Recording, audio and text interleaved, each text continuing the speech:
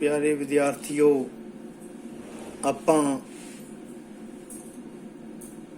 शब्दकोश ਦੇ ਬਾਰੇ ਜਿਹੜਾ ਹੈ ਉਹ ਲੈਸਨ ਪੜ੍ਹ ਰਹੇ ਸੀ ਤੇ ਤੁਹਾਨੂੰ ਕੱਲ ਨਿਯਮ ਦੱਸੇ ਗਏ ਸੀ ਵੀ ਸ਼ਬਦਕੋਸ਼ ਦੇ ਵਿੱਚੋਂ ਕਿਸੇ ਸ਼ਬਦ ਦੇ ਅਰਥ ਜਾਣਨ ਦੇ ਲਈ ਉਸ ਦੀ ਵਿਧੀ ਕੀ ਹੈ ਤੇ ਇਸ ਵਿਧੀ ਦੇ ਬਾਰੇ ਮੈਂ ਤੁਹਾਨੂੰ ਦੱਸਿਆ ਸੀ ਵੀ ਸਾਨੂੰ ਇੱਕ ਤਾਂ ਸਾਡੀ 35 ਅੱਖਰੀ ਦਾ ਗਿਆਨ ਹੋਣਾ ਬਹੁਤ ਜ਼ਰੂਰੀ ਹੈ, ਫਿਰ ਲਗਾ ਮਾਤਰਾਵਾਂ ਦਾ ਗਿਆਨ ਹੋਣਾ ਬਹੁਤ ਜ਼ਰੂਰੀ ਹੈ ਤੇ ਇਹਨਾਂ ਦੀ ਤਰਤੀਬ ਕਿੱਥੇ ਕੀ ਹੈ ਤੇ ਕਿਹੜੀ ਥਾਂ ਦੇ ਉੱਤੇ ਇਹਨਾਂ ਦੀ ਤਰਤੀਬ ਬਣਦੀ ਹੈ, ਇਸ ਦਾ ਗਿਆਨ ਹੋਣਾ ਜ਼ਰੂਰੀ ਹੈ। ਤੇ ਅੱਜ ਆਪਾਂ ਤੀਸਰਾ ਪਾਠ ਕਰ ਰਹੇ ਹਾਂ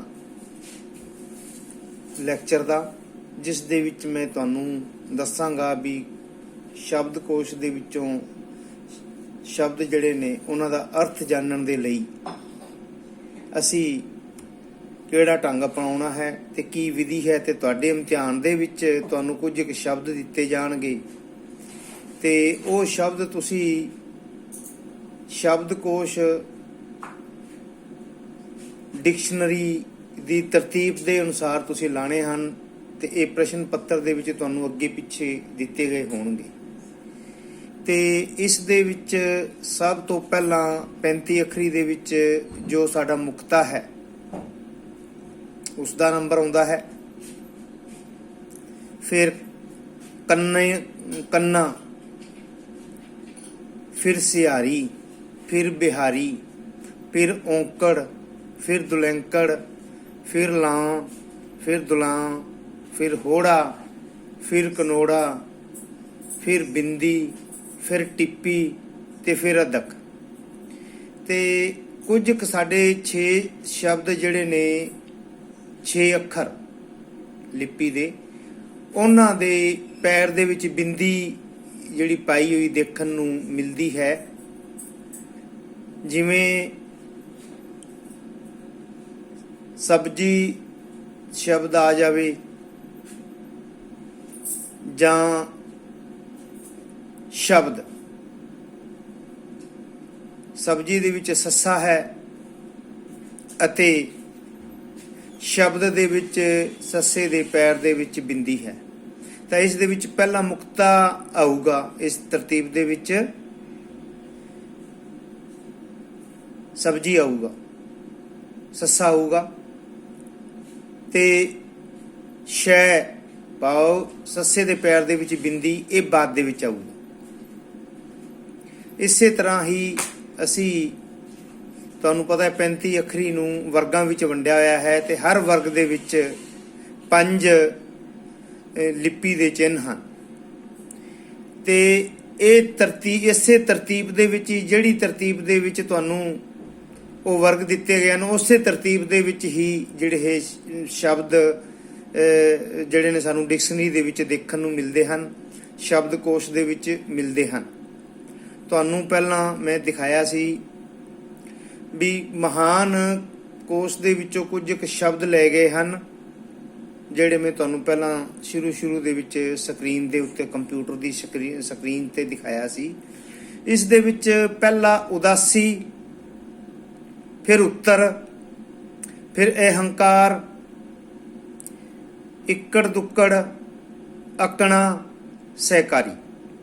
ਤਾਂ ਸਾਡੀ 35 ਅੱਖਰੀ ਦੇ ਵਿੱਚ ਊੜਾ ਵਰਗ ਜਿਹੜਾ ਹੈ, ਇਸ ਦੇ ਵਿੱਚੋਂ ਇਹਨਾਂ 6 ਸ਼ਬਦਾਂ ਦੇ ਵਿੱਚ ਪਹਿਲਾਂ ਜਿਹੜਾ ਹੈ ਉਹ ਉਦਾਸੀ ਸ਼ਬਦ ਆ ਗਿਆ ਤੇ ਉੱਤਰ ਆ ਗਿਆ ਤੇ ਅੱਗੇ ਉਸ ਤੋਂ ਬਾਅਦ ਅਸੀਂ ਜਦੋਂ ਦੋਵੇਂ ਮਿਲਦੇ ਨੇ ਤਾਂ ਇਸ ਤੋਂ ਅੱਗੇ ਫਿਰ ਅਸੀਂ ਅਗਲਾ ਜਿਹੜਾ ਹੈ ਉਹ ਅੱਖਰ ਦੇਖਣਾ ਹੈ। ਅੱਖਰ ਦੇ ਵਿੱਚ ਫਿਰ ਉਦਾਸੀ ਵਿੱਚ ਦੱਦਾ ਆ ਗਿਆ ਤੇ ਥੱਲੇ ਜਿਹੜਾ ਹੈ ਉੱਤਰ ਦੇ ਵਿੱਚ ਤੱਤਾ ਆ ਗਿਆ, ਤਾਂ ਤੱਤਾ ਪਹਿਲਾਂ ਆਉਂਦਾ ਹੈ ਤੇ ਇਸ ਕਰਕੇ ਉੱਤਰ ਸ਼ਬਦ ਉੱਤੇ ਆਊਗਾ, ਉਦਾਸੀ ਉਸ ਤੋਂ ਥੱਲੇ ਆਊਗਾ। ਫਿਰ ਊੜੇ ਤੋਂ ਬਾਅਦ ਐੜਾ, ਐੜਾ ਤੇ ਐੜੇ ਦੇ ਉੱਤੇ ਅਦਕ, ਅਕਣਾ, ਐੜਾ ਮੁਕਤਾ ਹੈ, ਇਸ ਕਰਕੇ ਮੁਕਤੇ ਦਾ ਨੰਬਰ ਪਹਿਲਾਂ ਆਏਗਾ, ਇਸ ਕਰਕੇ ਇਹ ਹੰਕਾਰ ਸ਼ਬਦ ਪਹਿਲਾਂ ਆਊਗਾ। ਤੇ ਅਕਣਾ ਆੜੇ ਨੂੰ ਉੱਤੇ ਅਧਕ ਹੈ, ਇਹ ਬਾਅਦ ਦੇ ਵਿੱਚ ਆਊਗਾ ਇਸ ਤੋਂ। ਤੇ ਇਸੇ ਪ੍ਰਕਾਰ ਜਿਹੜਾ ਹੈ ਈੜੀ ਸ਼ਬਦ ਜਿਹੜੀ ਹੈ ਇੱਕੜ ਦੁੱਕੜ, ਤੇ ਇੱਕ ਆ ਗਿਆ ਸਹਿਕਾਰੀ ਸ਼ਬਦ, ਦੇ ਦੋ ਬਚ ਗਏ। ਇਸ ਦੇ ਵਿੱਚੋਂ ਈੜੀ ਜਿਹੜਾ ਹੈ ਪਹਿਲਾਂ ਆਉਂਦਾ ਹੈ, ਇਸ ਕਰਕੇ ਇੱਕੜ ਦੁੱਕੜ ਪਹਿਲਾਂ ਆਊਗਾ, ਸਹਿਕਾਰੀ ਬਾਅਦ ਦੇ ਵਿੱਚ ਆਊਗਾ।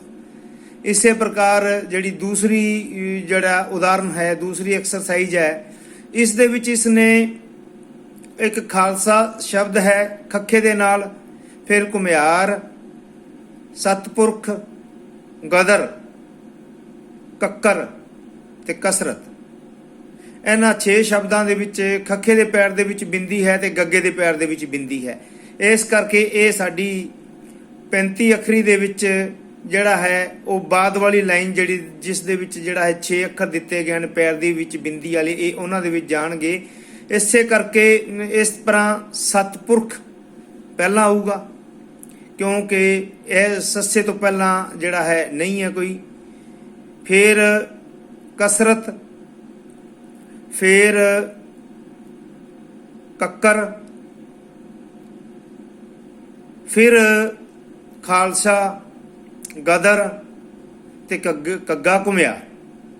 ਤੇ ਖੱਖੇ ਦੇ ਪੈਰ ਦੇ ਵਿੱਚ ਬਿੰਦੀ, ਗੱਗੇ ਦੇ ਪੈਰ ਦੇ ਵਿੱਚ ਬਿੰਦੀ, ਇਹ ਅੱਖਰ ਜਿਹੜੇ ਨੇ ਇਸ ਦੇ ਵਿੱਚ ਵਰਤੇ ਗਏ ਹਨ। ਤਾਂ ਇਸ ਤਰਤੀਬ ਦੇ ਵਿੱਚ ਜਿਹੜਾ ਹੈ ਉਹ ਬਣਦਾ ਹੈ ਸਤਪੁਰਖ, ਕਸਰਤ, ਕੱਕਰ, ਖਾਲਸਾ, ਗਦਰ ਤੇ ਘੁਮਿਆਰ। ਤੇ ਡਿਕਸ਼ਨਰੀ ਦੇ ਵਿੱਚ ਤੁਹਾਨੂੰ ਇਹ ਸ਼ਬਦ ਇਹਨਾਂ ਦੇ ਅਰਥ ਜੇਕਰ ਲੱਭਣੇ ਨੇ ਤਾਂ ਤੁਹਾਨੂੰ ਇਸੇ ਹੀ ਜਿਹੜਾ ਕਰਮ ਦੇ ਵਿੱਚ ਇਹ ਅੱਖਰ ਤੁਹਾਨੂੰ ਡਿਕਸ਼ਨਰੀ ਦੇ ਵਿੱਚ ਸ਼ਬਦਕੋਸ਼ ਦੇ ਵਿੱਚ ਜਿਹੜਾ ਹੈ ਦੇਖਣੇ ਪੈਣਗੇ। ਇਸੇ ਪ੍ਰਕਾਰ ਤੀਸਰੀ ਉਦਾਹਰਨ ਉਸਨੇ ਦਿੱਤੀ ਹੈ ਚਾਰ ਮਗਜ, ਚਾਂਦਨੀ, ਚਾਸ਼ਨੀ, ਚਪੇੜ, ਚੋਪਦਾਰ ਤੇ ਚੰਬਲ। ਇਸ ਦੇ ਵਿੱਚ ਸਾਰੇ ਦੇ ਸਾਰੇ ਦੇ ਵਿੱਚ ਪਹਿਲਾ ਅੱਖਰ ਜਿਹੜਾ ਹੈ ਉਹ ਚੱਚਾ ਹੈ ਇਹਨਾਂ ਦੇ ਵਿੱਚੋਂ। ਤਾਂ ਇਹਨਾਂ ਦੇ ਵਿੱਚ ਸਭ ਤੋਂ ਪਹਿਲਾਂ ਮੁਕਤਾ ਜਿਹੜਾ ਹੈ ਚਪੇੜ ਦੇ ਵਿੱਚ ਹੈ, ਇਸ ਦੇ ਨਾਲ ਕੋਈ ਲਗਾ ਮਾਤਰਾ ਨਹੀਂ ਲੱਗੀ ਹੋਈ, ਇਸ ਕਰਕੇ ਸਭ ਤੋਂ ਪਹਿਲਾਂ ਆਊਗਾ। ਉਸ ਤੋਂ ਬਾਅਦ ਕੰਨੇ ਦਾ ਨੰਬਰ ਆਉਂਦਾ ਹੈ, ਤਾਂ ਚੱਚੇ ਦੇ ਨਾਲ ਕੰਨਾ ਆ ਗਿਆ, ਤਾਂ ਕੰਨਾ ਜਿਹੜਾ ਹੈ ਉਹ ਕੀ ਹੈ, ਚਾਸ਼ਨੀ। ਚਾਸ਼ਨੀ ਜਿਹੜੀ ਹੈ ਉਹ ਇਸਨੇ ਜਿਹੜੀ ਪਹਿਲਾਂ ਬਿੰਦੀ ਕੰਨੇ ਦੇ ਉੱਤੇ ਬਿੰਦੀ ਯੂਜ਼ ਕੀਤੀ ਹੈ, ਤਾਂ ਇਹ ਬਿੰਦੀ ਜਿਹੜੀ ਹੈ ਦੇਖਣ ਜਿਹੜੀ ਹੈ ਗਲਤ ਜਾਪਦੀ ਹੈ, ਤੇ ਚਾਸ਼ਨੀ ਹੁੰਦਾ ਹੈ, ਚਾਸ਼ਨੀ। ਅੱਗੇ ਹੈ ਚਾਂਦਨੀ। ਹੁਣ ਚੱਚੇ ਨੂੰ ਕੰਨੇ ਤੋਂ ਬਾਅਦ ਜਿਹੜਾ ਹੈ ਉੱਤੇ ਬਿੰਦੀ ਹੈ, ਮੁਕਤਾ, ਕੰਨਾ, ਫਿਰ ਸਿਆਰੀ ਵਾਲਾ ਅੱਖਰ ਕੋਈ ਨਹੀਂ ਹੈ ਤੇ ਨਾ ਹੀ ਚੱਚੇ ਦੇ ਨਾਲ ਕੋਈ ਬਿਹਾਰੀ ਵਾਲਾ ਹੈ, ਤੇ ਇਸ ਕਰਕੇ ਬਿੰਦੀ ਜਿਹੜੀ ਹੈ ਬਿੰਦੀ ਵਾਲਾ ਅੱਖਰ ਆਊਗਾ। ਅੱਗੇ ਆ ਗਿਆ ਚਾਰ ਮਗਜ। ਚਾਰ ਮਗਜ ਜਿਹੜਾ ਹੈ ਉਹ ਵੱਡਾ ਅੱਖਰ ਹੈ, ਚੱਚੇ ਨੂੰ ਕੰਨਾ, ਰਾਰਾ, ਚਾਰ ਰਾਰਾ ਬਾਅਦ ਦੇ ਵਿੱਚ ਆਉਂਦਾ, ਕੰਨੇ ਤੋਂ ਬਾਅਦ ਦੇ ਵਿੱਚ, ਇਸ ਕਰਕੇ ਇਸ ਦਾ ਨੰਬਰ ਬਾਅਦ ਦੇ ਵਿੱਚ ਆਊਗਾ।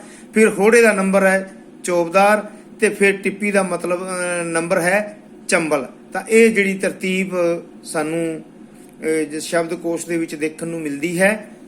ਤੇ ਵੀਡੀਓ ਤੁਹਾਡੀ ਜਿਹੜੀ ਲਗਭਗ 10 ਮਿੰਟਾਂ ਦੀ ਹੋਣ ਚੱਲੀ ਹੈ, ਤੇ ਬਾਕੀ ਜਿਹੜੀਆਂ ਆਪਾਂ ਮਹਾਨ ਕੋਸ਼ ਦੇ ਵਿੱਚੋਂ ਜਿਹੜੇ ਸ਼ਬਦ ਲਏ ਗਏ ਨੇ ਤੁਹਾਡੇ ਸਿਲੇਬਸ ਦੇ ਵਿੱਚ, ਇਹਨਾਂ ਨੂੰ ਮੈਂ ਬਾਅਦ ਦੇ ਵਿੱਚ ਕੱਲ ਦੀ ਜਿਹੜੀ ਵੀਡੀਓ ਹੈ ਇਸ ਦੇ ਵਿੱਚ ਤੁਹਾਨੂੰ ਜਿਹੜਾ ਹੈ ਦੱਸਾਂਗਾ। Thank you.